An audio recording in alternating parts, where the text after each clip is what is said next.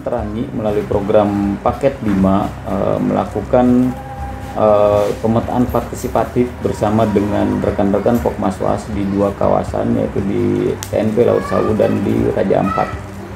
Untuk melengkapi peta partisipatif tadi, Terangi melakukan kegiatan survei biofisik dan rumah tangga perikanan, di mana survei biofisik ini dan rumah tangga perikanan ini nanti akan digunakan sebagai data awal bagi teman-teman Pokmaswas di lokasinya masing-masing untuk melakukan pengawasan, sehingga jika terjadi perubahan kondisi ekosistem atau kehilangan salah satu biota itu bisa terdeteksi oleh teman-teman Pokmaswas ini. Data ikan, data karang, data mangrove, data lamun, dan data biota laut lainnya itu akan di-overlay di dalam satu peta tersebut, sehingga lebih mudah untuk membacanya bagi para pemangku kepentingan maupun bagi rekan-rekan Pokmaswas itu sendiri.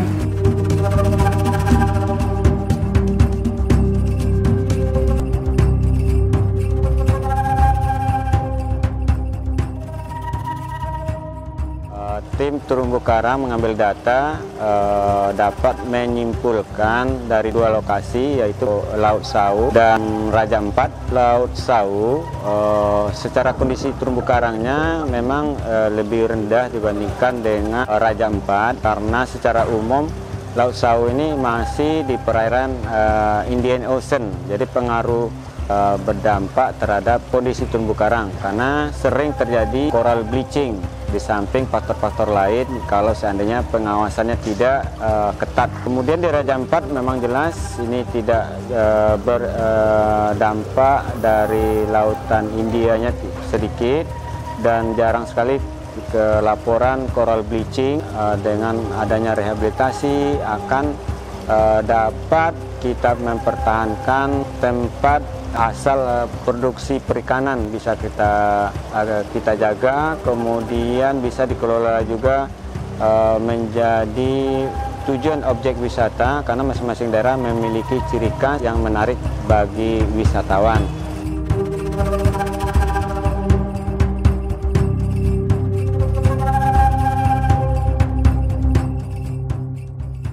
Laut Sawu itu memiliki karakteristik banyak daratan besarnya yang mengakibatkan lamun-lamun di sana banyak tekanan antropogenik, berupa dari sampah-sampah organik dari perumahan ataupun juga tekanan antropogenik dari lingkungan sekitarnya. Jenis-jenis lamun yang ditemukan di sana ada 7 jenis spesies, dari mulai Halosacroides, Halopila ovalis, Halodula pinifolia, Cimodus rotundata, Halosacroides, dan juga beberapa jenis Cosmopolitan yang selalu hidup di daratan-daratan pesisir. Namun di TNP Laut Sawu itu memiliki karakter yang cukup baik untuk bisa memenuhi sebuah ekosistem sebagai ekosistem padang lamun.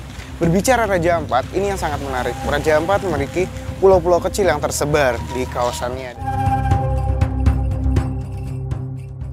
Kita menemukan jenis lamun ada 8 jenis spesies, baik itu yang di daerah Selat Dampir dan di KKPD, dan juga di Misol Selatan. Jadi keragamannya cukup tinggi dengan nilai tutupan dari mulai kurang kaya sampai dengan sehat.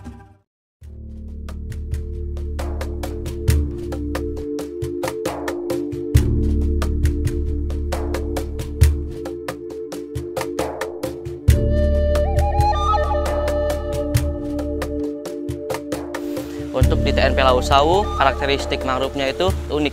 Ada terdapat jenis mangrove yang karakteristiknya tuh besar-besar, sampai ada ukur 3 meter kelilingnya. Raja Ampat di sini terdapat keunikan juga, sampai di sini menemukan 12 jenis mangrove. Di sini ada Niva juga, ada Silocarpus granatum, dan ada banyak lagi. Di sini juga saya sangat terbantu untuk pengambilan data mangrove. Adanya Pokmaswas dan masyarakat sekitar itu sangat antusias, ingin belajar tentang mangrove, tentang jenis-jenis mangrove. Mereka kira mangrove itu hanya mangi-mangi saja.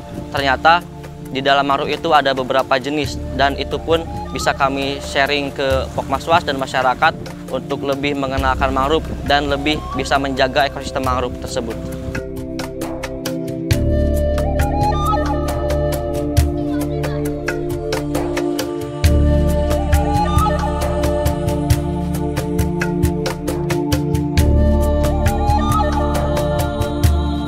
Dari beberapa ratus responden di beberapa daerah desa, hampir 19% masyarakat di TNP Laut Sawu beranggapan yang untuk menjaga kelestarian biota laut itu adalah masyarakat sendiri, karena mereka yang menikmati hasil laut itu sendiri. Sedangkan di Misol ini, khususnya di KKPD Misol ini, yang untuk menjaga kelestarian biota laut itu merupakan tugas dari petugas yang ditugaskan oleh pemerintah. Untuk sistem pencarian ikannya sendiri di Rote lebih modern daripada di Sumba, tetapi masih lebih modern di Misol. Kalau di Sumba banyak nelayan yang menggunakan sampan dan masih menyelam, masih menggunakan alat tradisional. Di Rote sudah pakai jaring. Di sini lebih ke alat pancing. Untuk di Raja Ampat, karena di sini sudah termasuk daerah wisata, jadi penjagaan dari pemerintah juga ketat, maka tidak ada lagi nelayan yang menggunakan bom atau potasium. Rata-rata sebenarnya menggunakan alat pancing. Sedangkan TNP Laut Sawu karena mungkin belum termasuk daerah wisata juga, jadi penjagaan di sana masih berorientasi pada Pokmaswas itu sendiri. Jadi Pokmaswas yang menjaga, oleh sebab itu mungkin masih banyak terjadinya pemboman dan potasium. Kami selama mengambil data di TNP Laut Sawu sampai dengan Raja Ampat sangat terbantu dengan kehadiran Pokmaswas sebagai pendamping kami ketika meminta izin, menerangkan apa yang harus kami jelaskan, apa yang harus kami lakukan ketika masuk ke rumah warga, ketika kami akan melakukan wawancara. Dan Pokmaswas ini juga menjadi translator kami ketika kami menghadapi kendala bahasa. Karena bahasa di setiap daerah di Indonesia berbeda-beda, dengan adanya Pokmaswas ini sangat terbantu kami dalam mendata dan mencari responden. Terima kasih lagi untuk Yayasan Terangi yang telah masuk di kawasan Raja Ampat, khususnya Misol, yang telah membentuk tim Pokmaswas untuk bisa patroli atau mengecek tempat-tempat yang menjadi konservasi supaya tidak bisa lagi orang masuk untuk menghancurkan atau mengotori tempat-tempat yang bisa menjadikan tempat pariwisata. Semoga data yang kemarin diambil itu bisa bermanfaat bagi masyarakat Raja Ampat dan khususnya masyarakat Misol. Yayasan Terangi Terumbu Karang Indonesia ini dapat membimbing kami bersama-sama dengan kami, mendampingi kami dalam seluruh kegiatan Pokmaswas ini agar kami dapat melakukannya pengawasan itu dengan baik, sehingga sumber daya alam yang ada, sumber daya laut yang ada di wilayah laut Desa Oseli dan sekitarnya tetap terjaga. Kami dari Pokmaswas Desa Oseli mengucapkan terima kasih banyak kepada Yayasan Terangi dan Kormap CTI atas seluruh kegiatan dan seluruh proyek yang telah dilakukan sampai pada saat ini. Kegiatan seperti ini sangat sekali membantu kami, khususnya di Misol ini, tentang beberapa jenis terumbu karang atau beberapa jenis habitat-habitat itu. Selama kegiatan yang ada di sini yang ditangani oleh Yayasan Terumbu Karang sangat bermanfaat dan sangat menyentuh sekali, khususnya kami di Misol Selatan ini.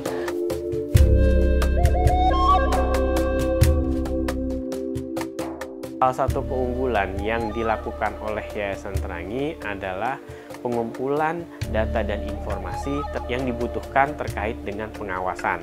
Salah satunya adalah terkait dengan sumber daya, biofisik dan perikanan, kemudian area-area yang jadi lokasi pengawasan, sumber daya, dan kegiatan-kegiatan apa saja yang ada di lokasi tersebut.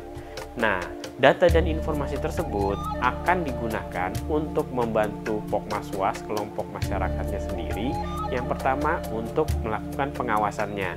Mereka bisa merencanakan kegiatan-kegiatan pengawasan dan menentukan target-target yang akan menjadi objek pengawasannya.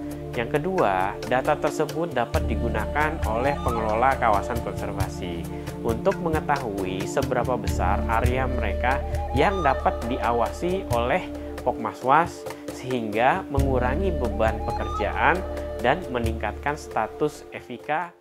Namun terjaga, ikannya terlimpah, masyarakatnya sejahtera.